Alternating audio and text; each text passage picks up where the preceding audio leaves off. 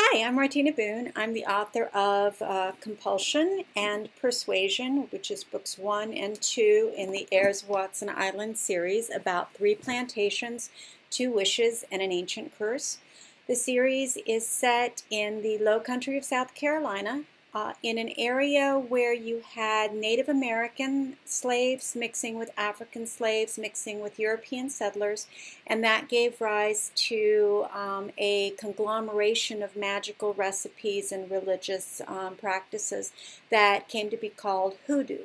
And my series begins with Barry Watson coming from a very, very sheltered life in California and being sort of dumped onto this plantation that's been in her family for 300 years.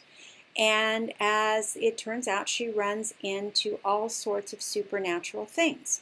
And she doesn't know anything about hoodoo. She doesn't know anything about voodoo or magic or any of those other things. So as a consequence, you are sort of learning everything along with her, and you're going into the information that you find about different aspects of the magic and about specifically the magic that affects her plantation and the 2 neighboring plantations.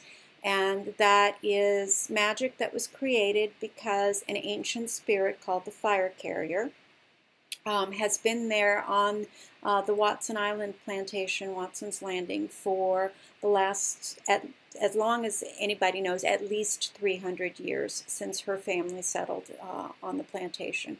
And every night the fire carrier comes out of the woods holding a ball of fire, and he unspools that into the river around the island, and he does some sort of a magical ceremony, but nobody knows what that ceremony is for or why he's doing this every night.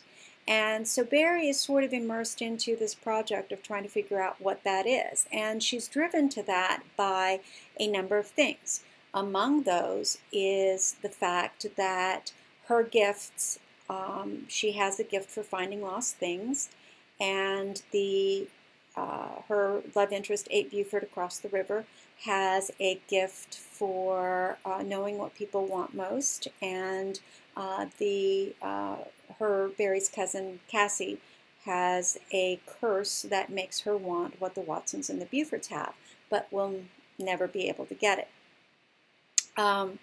As it sort of evolves in Persuasion, Barry is threatened into a situation where she will have to give up her gift if she doesn't perform something for a magical man who's come onto the scene.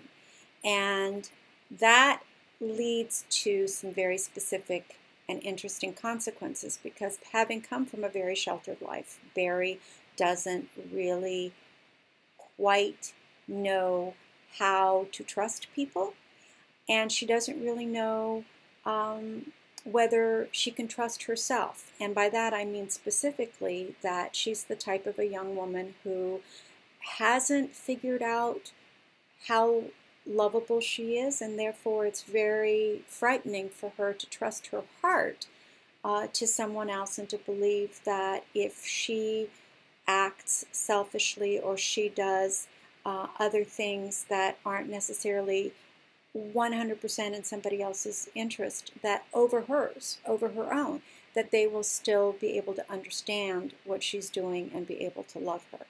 And I think that that is what makes me love Barry more than any other character I've ever written, because she reflects a lot of what it's like to be a teenager. She's honest in that she doesn't know how to fix the world right at the beginning. She makes mistakes, and like other people, including me, sometimes when you make a mistake, you really rather go hide in your room than go out and do the hard work of fixing it. And Barry's going to make a lot of mistakes in Persuasion. She makes a lot of mistakes, but she grows from those mistakes. And in the context of who she is and the type of hand that's been dealt to her, she's making the kind of mistakes that she has to make. Being who she is, there's no other way. That doesn't mean I don't want to ground her constantly when I'm writing the book. I did, and I do. But I also love her for the choices that she's making.